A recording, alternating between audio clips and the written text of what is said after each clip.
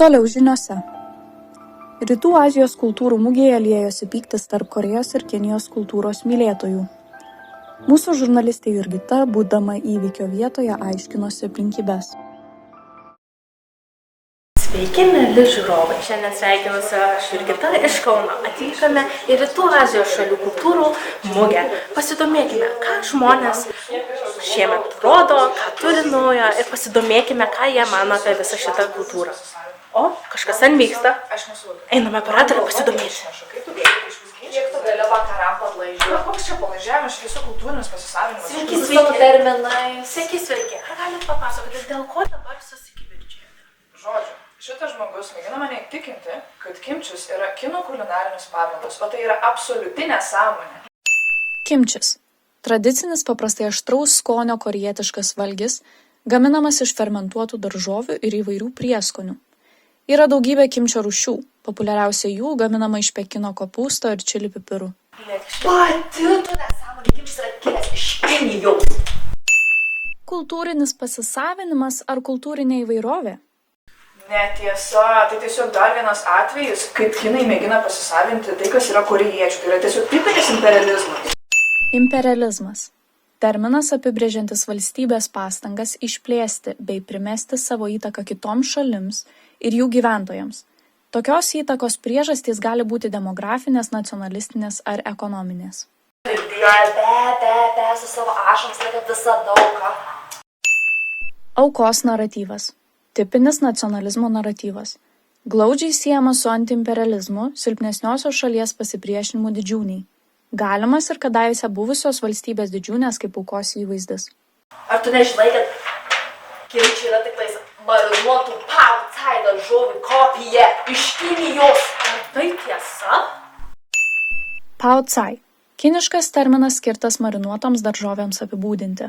Pao cai pasižymi švelniu skoniu, nors egzistuoja ne viena skonio variacija įvairiose Kinijos provincijose. Ta prasme, kimčis nėra pao cai.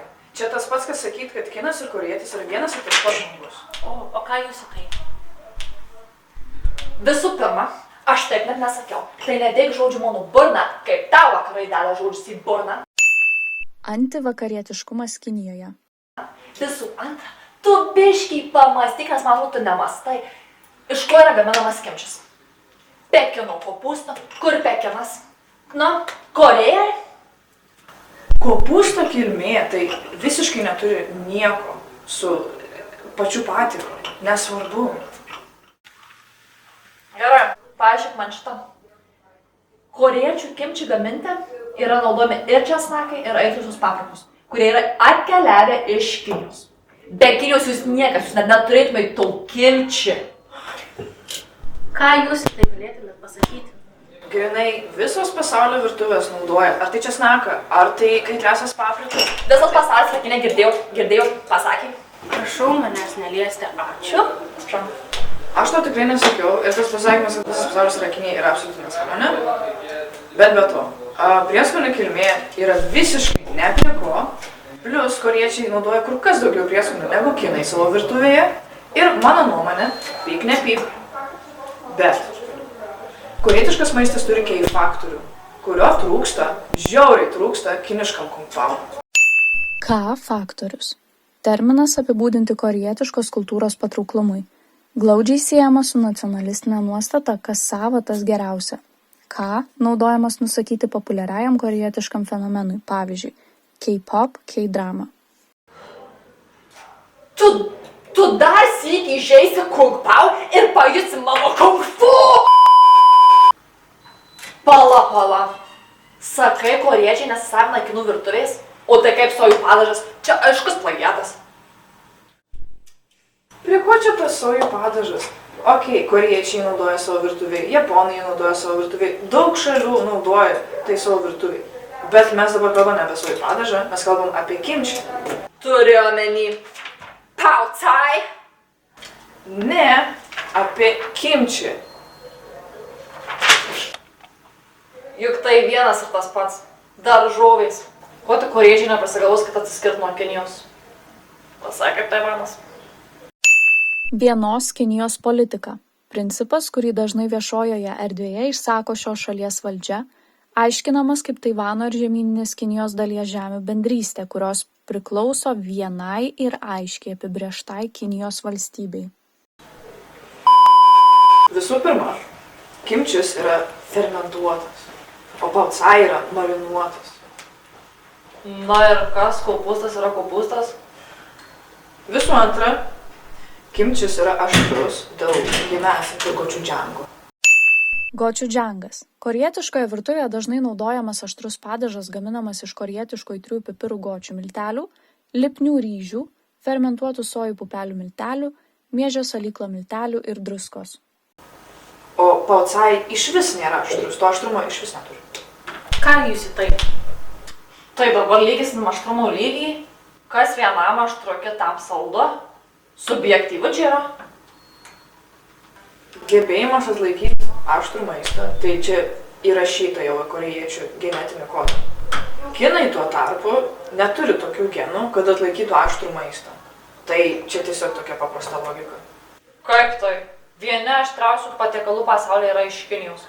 Sičuano mapo tofu, sičuano dandan makaronai, sičuano hotpotas. Galiu vardinti ir vardinti, sėkmėm čia visą dieną. Prašau, nereikia. Kol tu kalbi apie vieną Sičuano provinciją, aš kalbu apie visą šalį. Visa Korėja valgo kimči. Apskritai visi korėjiečiai valgo štai. Ką galiu pasakyti, tai Korėja kažkada buvo Kinijos dalis. Korėja visada buvo atskira tauta. Primordializmas. Nacionalizmo samprata, kuria remiantis teigiama, jog tautos yra nuo seno egzistuojantis natūralūs reiškiniai. Nacionalistinis identitetas yra prigimtinis ir remiasi kolektyvinės sąmonės archetipais. Asmeninis identitetas įgaunamas genetiškai, o kolektyvinis identitetas gaunamas per kultūrą. Korėjiečiai žino, kad yra korėjiečiai. O man pasakykit, kas yra kinai? Yra kinas.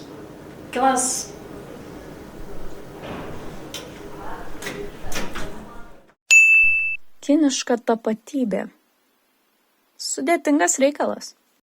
Kinai. Kas yra kinai? Kas yra kinai? Na, regis šis kivirčas perėjo į kažką didesnio. Na, o dabar pereikime į klausimėlio dalį. Aš norėčiau paklausti, ar žinote, kas yra kimčis? Manau, kažkas su Pekino fermentuotas kopūstais. Kaip manote, iš kokios šalies yra kimčis? Sakyčiau, iš Azijos, tai arba Pietų Korėja, arba Japonija, arba Kinija. Kodėl manote, kad iš tenais, o ne Afrika ar Europa? Visų pirma, pavadinimas labai priskiriamas šitom šalims, o visų antra, jie mėgsta tokius dalykus, visokius fermentuotus su sojom ir panašiai. Ar žinote, kas yra kimčis? Taip, žinau. Kaip manote, iš kokios šalies yra kilęs kimčis? Spėju, kad greičiausiai iš Korėjos. Kodėl taip manote? Pats žodis kimči korejietiškai skamba ir daugiausiai, kiek esu mačius pati kimči, tai korejietiškoje kultūroje. Ką manote, jeigu žmonės sakytų, kad kimčio pradininkas yra kiniškas pao cai? Įdomiai nuskambėtų, norėčiau sužinoti argumentus. Ar žinote, kas yra kimčis? Tik mačiau TikTok'e, kad yra kažkas iš Pekino kopūsto padarytas kažkoks patiekalas. O gal žinote, iš kokios šalies yra kilęs? Kinijos? Nežinau iš tikrųjų nuoširdžiai. O kodėl manytumėt, kad tai yra iš Kinijos? Manau, nes galbūt labiausiai mėgsta tokius dalykus, įvyniotus su padažais primakaluotus, tai gal dėl to tik. Žinote, kas yra kimčis? Taip, žinau. Iš kur yra kilęs kimčis? Iš Korėjos. Ką manytumėte tai, jeigu žmonės sako, kad kimčio pradininkas yra kiniškas pao cai? Na, kiekvienas maistas iš kažkur atkeliauja, žmonės galime gilintis į istoriją ir surast, kas iš kur atėjo, galbūt pradininkai galėjo ir nebūti iš Korėjos. Bet šiuo metu, manau, vis tiek labiausiai siejasi su Korėja kimčiai. Ar žinote, kas yra kimčis? Ne. Bulvės yra iš Amerikos. Kilusios, ar galima tada teigti, kad cepelinai yra amerikietiškas patiekalas? Manau, ne. O dėl ko? Nes lietuviškas. Ar žinote, kas yra kimčis? Ne. Bulvės yra kilusios iš Amerikos. Ar būtų galima teigti, kad cepelinai tada yra amerikietiškas patiekalas? Ne. aš manau, kadangi yra daug įvairių maistinių kultūrų, kurios yra kilusios iš tam tikrų vietų, pavyzdžiui, šiaurėje tiek neauga visko, bet žmonės tai panaudoja visai kitaip, jie pritaiko savo gyvenimui, pagal save, savo kultūrai. Ir aš manau, kad tai daro patiekalą, pavyzdžiui, lietuvišku, lenkišku, rusišku, o ne iš tai, kur yra kilusi ta daržovė, prieskonis ar dar kažkas. Ačiū labai už išsamų atsakymą. Taigi, šitoje situacijoje mes negalime žinoti, kas yra teisus, kadangi kivirčo metu žmonėms įsijungia jų nacionalizmas ir jie pradeda ginti savo garbę ir tautą.